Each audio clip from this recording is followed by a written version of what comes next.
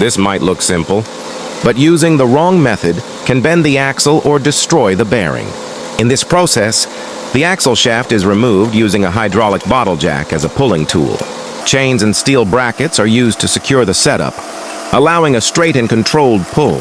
Hydraulic pressure provides steady force, making it effective for axles stuck due to rust, heat, or long-term use. Unlike hammering or impact methods, this technique minimizes shock and prevents damage to the hub, bearing, and threads.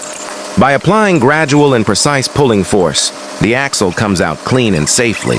This is the correct way to remove a stubborn axle, using technique, not brute force.